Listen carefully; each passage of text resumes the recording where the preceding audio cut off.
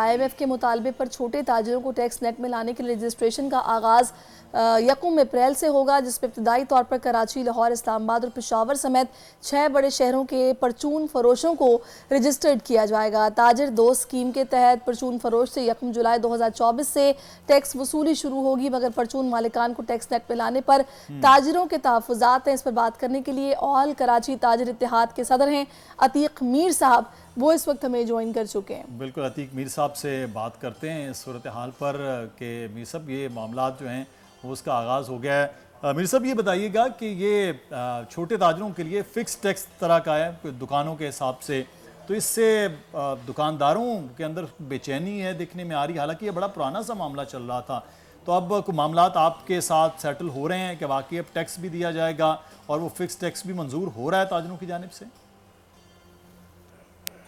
میں سمجھتا ہوں کہ ماضی میں جب کبھی بھی حکومت کی جانب سے یا FPR کی جانب سے جو کوششیں ہوئیں وہ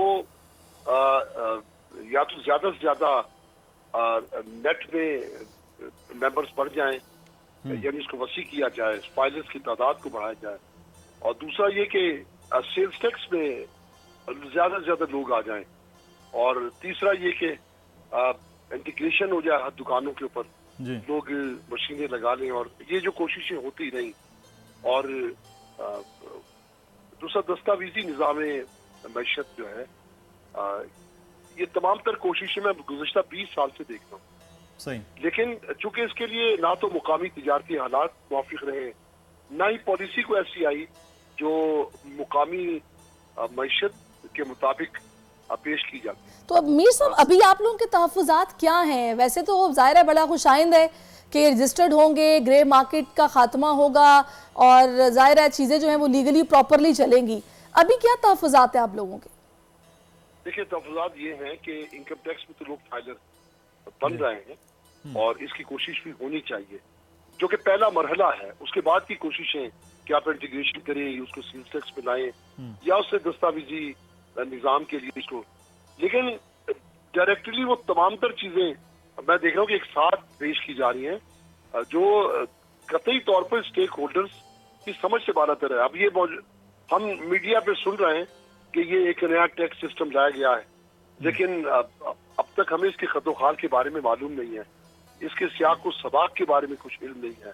اس طرح کبھی پالیسی نہیں لائی جاتی۔ دیکھیں، جب تک چیمبرز کو، فیڈریشن کو اعتماد میں نہیں لیا جاتا، جب تک کہ میر صاحب یہ بھی آپ تاجروں پہ، ریٹیلرز پر، ہول سیلرز پر یہ بھی بہت زیادہ تنقید ہوتی ہے کہ وہ اس سسٹم میں آنا نہیں چاہتے ہیں، ایک کھاتا اوریجنل ہے، ایک کھاتا نیچے ہے، تو یہ جو جتنا بھی کیش فلو ہے وہ کچھ اور ہے، باہر کچھ اور نظر آ رہا ہے، تو بہت بڑی ایک مارکیٹ ہے جس کا ٹیکس نیٹ بالکل نہ ہونے کے برابر ہے۔ پھر جب GST کی مشینز لگانے کی بات ہو رہی تھی تب بھی پرابلم ہوا کہ ہم پر نہ لگائی جائیں، تو یہ بھی آپ سے گلا وہ کرتے ہیں کہ آپ لوگ ساتھ نہیں دیتے اس میں۔ دیکھیں، اس سے بڑھ کر ساتھ کیا ہے کہ ہم ہر طرح کا ٹیکس دیتے ہیں۔ ہم مہنگی ترین بجلی، مہنگی گیس، مہنگا پیٹرول، اس کے باوجود پھر معیشت کی شرح نمو کی زوال پذیری سب کچھ فیس کرتے ہیں، پھر ہم سے کہا جاتا ہے 18% آپ خریدار سے سیلز ٹیکس بھی وصول کریں۔ تو دیکھیں، اس مہنگائی میں یہ سمجھتا ہوں کہ بجائے اس کے معاشی ایمرجنسی نافذ ہو، آپ مزید قیمتیں مہنگا بڑھانا چاہتے ہیں، تو یہ بہت ہی مشکل ایک مرحلہ ہے۔ دوسری بات میں سمجھتا ہوں کہ یہ 6 شہروں میں اسکیم لائی گئی ہے، جس میں لاہور، کراچی، کوئٹہ، اسلام آباد، پشاور اور راولپنڈی ہے۔ مجھے بتائیے، کیا فیصل آباد پاکستان کا ایک تجارتی شہر نہیں ہے؟ کیا ملتان میں تجارت نہیں ہوتی؟ کیا گجرات میں تجارت نہیں ہوتی؟ سیالکوٹ کوئی چھوٹا شہر ہے، گوجرانوالا ایک بہت بڑا تجارتی شہر ہے، تو یہ تخصیص نے اس وقت اس کو اور بھی متنازع بنا دیا۔ چلیے ابھی دیکھتے ہیں کہ میکانزم کیا سامنے آتا ہے کہ رجسٹر جو کیا جائے گا وہ کس طرح کیا جائے گا، کن مراحل میں کیا جائے گا۔ بہت شکریہ عتیق میر صاحب، آپ ہمارے ساتھ موجود رہے اور آپ نے اس حوالے سے اپنے کا اظہار کیا ہے۔ سبسکرائب کریں اور بیل دبائیں تاکہ کوئی خبر رہ نہ جائے۔